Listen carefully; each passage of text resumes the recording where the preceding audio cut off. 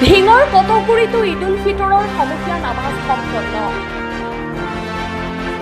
ৰাজ্যখনৰ অন্যান্য ঠাইৰ লগতে নগাঁও জিলাৰ ঢিঙৰ বৃহত্তৰ টুকটুকি অঞ্চলতো ঈদ উল ফিতৰৰ সমূহীয়া নামাজ উলহ মালহেৰে পালন কৰা হয়। জানিব পৰা মতে বৃহত্তৰ টুকটুকিৰ কটগুৰি আঞ্চলিক ঈদগাহ ময়দানত আজি পুৱা 9 বজাত ঈদ উল ফিতৰৰ সমূহীয়া নামাজ অনুষ্ঠিত হয়। অসমৰ বিশিষ্ট কাৰী আব্দুল কাদিৰৰ ইমামতি 2 ৰাকাত ৱাজিব নামাজ 6 তাকবীৰৰ সৈতে আদায় কৰা হয়। আজিৰ এই সমূহীয়া নামাজত অঞ্চলটোৰ প্ৰায় 12 সহস্ৰাধিক ৰাইজ উপস্থিত আছিল। টুকটুকিৰ পৰা জালালুদ্দিন আহমেদৰ ৰিপৰ্ট, বতৰপুৰ লাইভ।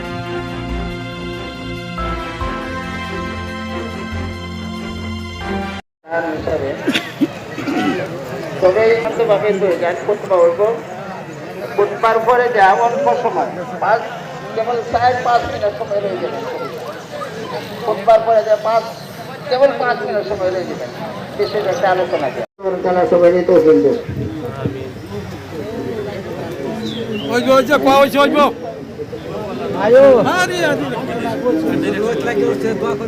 আচ্ছা আরেকটা হলে যে গেটের একটা কাম আরম্ভ হয়েছে।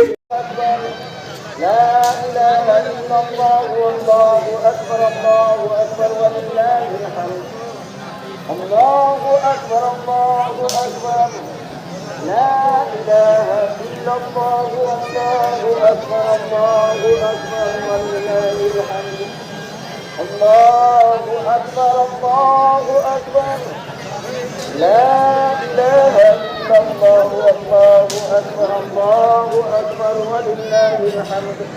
কটগুৰি টুকটুকি আঞ্চলিক ঈদগাহ ময়দানত আজি 9টামান বজাত নামাজ অনুষ্ঠিত কৰা হয় আৰু এইখন ঈদগাহ মাঠ 1930 চনৰ পৰা নামাজ চলি আহিছে।